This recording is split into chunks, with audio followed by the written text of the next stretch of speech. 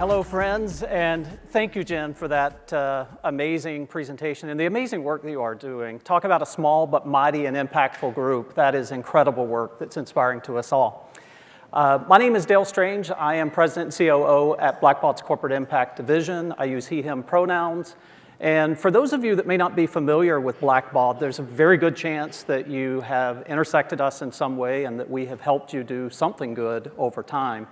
We are the largest provider of technology solutions to the philanthropic sector that exists solely for the purpose of helping good take over. So what I would love to do during our time together is just share a little bit with you about the work that we do internally, because we are a company that does our own corporate social responsibility and does our part to help good take over. But I'd also love to share with you some insights that we have because of the unique intersection that we have within the body of work between social, public, and corporate. But if you would indulge me, I'd love to start just by sharing a little bit more about who we are as a company and the type of work that we do. We are a company, as I mentioned before, that wakes up every day thinking about social impact. It is our thing. It's the thing that we have focused on for several decades and that we wake up thinking about providing solutions to enable. Several priorities that we're focused on inside of our own company right now include a new but important body of work with Crisis Text Line that is here somewhere. We are beginning a multi-year journey with Crisis Text Line. And I mention that because it's informed by the employee base within our company. We go to our employees and allow them to guide us from a CSR perspective on the types of relationships that we have.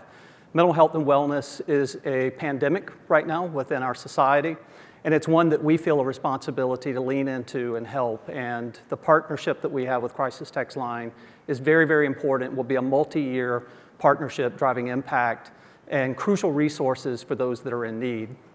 Another one that I would love to mention to you is the work that we do within the education space. We are the proud owner of a company called EverFi. EverFi is a content management company and K-12 activation company, among other things. But much of the work that we do are investments that we make into low and moderate income communities addressing some of the world's most intractable challenges that have plagued society forever. So through that philanthropic work that we do, we impact millions of lives of students around any of a number of causes that you might imagine. If you have an educator in your family, or if you yourself have been an educator in the K-12 environment, you would probably agree with me that educators know their community as good as anyone. They know the needs of their classroom, they know the needs of the families that are represented by the students in that classroom. So a lot of the work that we do through our philanthropic portion of Blackbaud really provides financial wellness resources to historically overlooked young people, mental health resources, resources around the fentanyl awareness, which is a crisis right now within schools, and so many more. So we do this certainly with the work that we do with purpose-driven companies that are out there, but we also fund a lot of these and reach millions of students and are now starting to see the longitudinal evidence that we're making differences in these historically underserved communities, and we're very proud of that work. A third one that I will mention, we are a Charleston, South Carolina headquartered company, and what that means is many things, but for purpose of this anecdote, we are headquartered in the very town that over 40% of enslaved individuals reached this nation. And that's a very sad chapter within our story. But we have, for the last several years, been working very closely with the previous mayor, Mayor Riley in Charleston, South Carolina, on this vision of building the International African American Museum on the very grounds of slave ship arrival at Gadsden's Wharf. And we're very proud to have been the first corporate sponsor of a major gift, and then the ability to bring a lot more friends to the table to help bring $175 million to build that museum on that very ground. Have any of you been, by the way, to the International African American Museum? A few hands. I would highly encourage it. It is an incredible place. It's a great place for you to convene your leadership team. It's a place to really understand the work that we have yet to do around racial equity in this company or in this country, and it's a really good place to be thoughtful. A couple of other things just about Blackbaud and who we are. We are an organization that thinks very purposefully about inclusion. We are more than 50% female. Some of you may have been in the session yesterday where the statistic was mentioned that in the technology sector, that is a statistic that is incredibly high. Most of technology companies are lucky if they have 17% of their employee base being female. So we are proudly led by a female audience, and shout out to all of our amazing female employees that literally are building the products that are making the world a better place inside of our company. But we create spaces for every type of diversity because we want to look like the communities that we serve. We're very intentional about strategic conversations and making sure that we ask the question, what voices are missing from these conversations so that we can make sure everyone is represented in those conversations. So that's a little bit about Blackbaud and who we are. Now, we are unique as a company because we sit at the intersection of social sector as it relates to nonprofits. We have 50,000 nonprofits that utilize our technology every single day to fundraise and manage their relationships with their constituents. We also have one of the largest individual giving platforms in the world, a platform called Just Giving that is more popular internationally than it is here in the US, but millions of individual change agents that are making impacts through the Just Giving platform. And then we also have our corporate social responsibility capabilities, which are made up of Your Cause, which is a business that I lead personally, and EverFi. And these are focused on employee engagement, volunteering, corporate grant making, making sure that we make it easy to connect with the community, making sure that we make it easy for companies to amplify the impact of employee giving, and enabling through our EverFi acquisition, this work that I was talking about earlier, which is partnering with purpose-driven companies to enable the community impact portion of your CSR strategies. So we're very, very proud of that. And that really leads us to the insight that we have to take a look at the sector overall. And our conclusion is, despite the challenges that we see in society right now, the future is very bright, and it's supported by the evidence that we have through the Blackbaud Institute, which is a big part of our lab work inside of the company, because we sit on top of the largest philanthropic data in the world, and we have unique insights because of that. I wanted to talk for just a second about some of the insights that we see, particularly as it relates to Gen Z. We just released a report, which we would be happy to share with any of you that are interested, that specifically looks at the beliefs, the patterns, and the activities of Gen Z.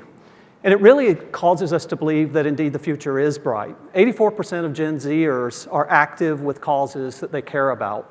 So for all the narratives that the next generation might not be as philanthropic, the data just doesn't support that. The other thing that we find in the data is that 92% of Gen Zers participate in workplace volunteering whenever that is made available. And very similar results, by the way, for workplace giving.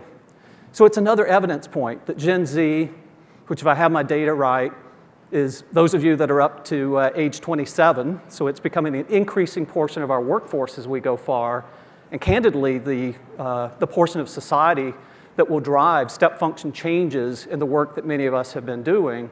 There is a lot of reason to believe that this generation is showing up very differently, but the demands and the thoughts, and quite frankly, the expectations of these groups are different as well.